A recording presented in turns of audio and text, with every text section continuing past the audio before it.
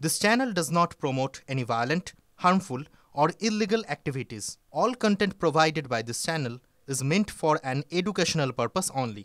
রাজ্য সরকার সংখ্যালঘু সমাজকে মূল্য দিতে পারবে না, কিন্তু সিদ্দিকুল্লাদেরকে ওদের মূল্য দিয়ে দিয়েছে তো। তাহলেই হবে, ওরা তো নিজের মূল্য বুঝে নেওয়ার জন্য এই সমস্ত করেছে। নাহলে এটা কোনো দিন হতে পারে যে একটা গণতান্ত্রিক দেশে কেউ একটা সরকারের মন্ত্রী কেউ বলবে আমি সংখ্যালঘু নেতা, একজন বলবে আমি সংখ্যাগুরু নেতা, আমি হিন্দুদের নেতা, আমি মুসলমানদের নেতা। সংবিধান সুরে শপথ নেওয়া মন্ত্রীরা তারা আবার কি হিন্দুর নেতা কে মুসলমানের নেতা? সে তো মানুষের নেতা, মানুষের মন্ত্রী হবে। কিন্তু এরা হচ্ছে মমতা বন্দ্যোপাধ্যায়ের হয়ে ভাড়া খাটতে গেছিলো একটা সম্প্রদায়ের মানুষের ভোট মমতা বন্দ্যোপাধ্যায়ের দলের হয়ে জোগাড় করে দেবে বলে। কিন্তু 12 বছর পরে, 13 বছর পরে বাংলার মুসলমান সমাজ বুঝছে তারা প্রতারিত। ওয়াকফের জমি, আজকে মোদি বিল এনে ওয়াকফের সম্পত্তির ওপর থেকে সংখ্যালঘু মানুষের অধিকারকে খর্ব করার চেষ্টা করছেন। কিন্তু পশ্চিমবাংলায় মমতা বন্দ্যোপাধ্যায়কে বিল ফিল আনতে হয় না। উনি এমনি ওনার দলের লোকেদেরকে নিয়ে গত 13 বছর ধরে ওয়াকফের সম্পত্তি লুট করে নিজেদের খাসমহল বানিয়েছেন, নিজেদের সম্পত্তি বানিয়েছেন। বাংলায় সংখ্যালঘু সমাজে সরকারি চাকরি হয়নি।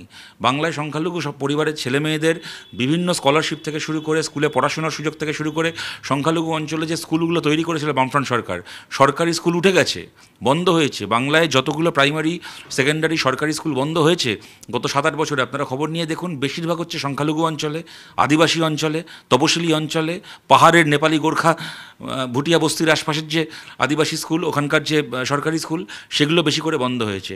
12 বছর ধরে, 13 বছর ধরে এই সিদ্দিকুল্লাহ চৌধুরীর মতো মন্ত্রীরা নিজের পাওনা বুঝে নিয়েছে, সংখ্যালঘু সমাজের পাওনা বুঝে নেয়নি।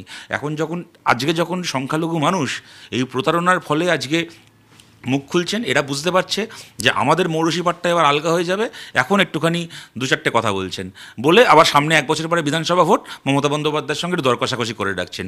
এই ধান্দাবাজদেরকে চেনা হয়ে গেছে মানুষের। দুলাল সরকার কোনো ধোয়া তুলসী পাতা ছিলেন না। সদ্য এরকমভাবে মারা গেছেন, তাকে নিয়ে এরকমভাবে বলতে খুব আনন্দ হচ্ছে এমন নয়, কিন্তু সত্যিটা তো পাল্টে যাবে না। ওনার সম্পর্কে খোঁজখবর নিয়ে নিশ্চয়ই কদিনে আপনারাও খবর পেয়েছেন। উনি একদিকে অনেক পুরনো তৃণমূল নেতা, এটা যেমন সত্যি, তেমন আবার একেবারেই সুবিধার লোক নন, ছিলেন না, এটাও আরও বড় সত্যি। এবং অসংখ্য 2 নম্বরই কারবার। ওখানে বাড়ি তৈরি করতে গেলে প্রমোটারদেরকে ওকে টাকা না দিলে কাজ করতে পারবে না, রেলের 2 নম্বরই কন্ট্রাক্টারি থেকে শুরু করে অনেক বদনাম রয়েছে। এখন এই সমস্ত কাজ যারা করে তাদের ভাগাভাগির বকরাতে এই ধরনের সমস্যাই হয়। এবং যেটা বললেন যে তৃণমূল কর্মীদেরকে যেটা করা হচ্ছে, স্বাভাবিক কথা। দেখুন, একজন তৃণমূলের নেতাকে এরকমভাবে মেরে ফেলা হলো।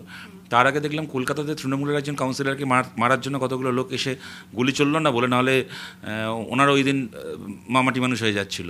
এখন কিন্তু এইগুলো করতে গিয়ে যেটা হচ্ছে, আপনি একটা ঘটনাতে দেখতে পাবেন না, এমনকি তৃণমূলের নেতানেত্রীরা বিরোধীদের বিরুদ্ধে কোনো অভিযোগ পর্যন্ত করতে পারছেন। রাজনীতিতে আমরা অনেক সময় জানি যে মিথ্যে জেনেও বিরোধীদের বিরুদ্ধে অনেকে অভিযোগ করে, কিন্তু এখানে বিরোধীদের বিরুদ্ধে অভিযোগটুকু পর্যন্ত তৃণমূলের নেতারা করতে পারছেন না। একেবারে অভিষেক ব্যানার্জি থেকে শুরু করে মমতা ব্যানার্জি সবাই এক কথায়, কি সুশান্ত ঘোষের সময় তিনি নিজে এক কথায় বলে দিচ্ছেন যে এর পেছনে দলের ইকুয়েশন কাজ করছে।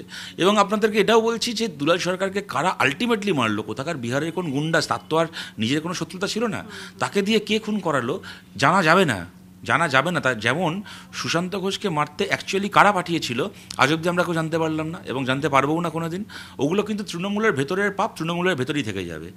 কেননা এটা একেবারে তৃণমূলের ভেতরে একটা ক্রিমিনাল র্যাকেটের মধ্যে যেরকম হয়, আগে আমরা হিন্দু সিনেমায় দেখতাম, এখন তৃণমূলের ভেতরে একটা মাফিয়াদের একটা কার্টেল হচ্ছে তৃণমূল কংগ্রেস।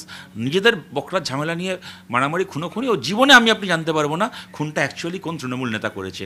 যে তৃণমূল নেতা হয়তো খুনটা করিয়েছে, সেই দেখবেন কদিন পরে দুলাল সরকারের স্মরণসভায় মঞ্চে দাঁড়িয়ে ওর হয়ে ভাষণ দেবে, হচ্ছে হ্যাঁ ওকে স্মরণ করে ভালো ভালো কথা বলবে। সুতরাং এগুলো দেখে দেখে ঘেন্না ধরে গেছে এগুলো।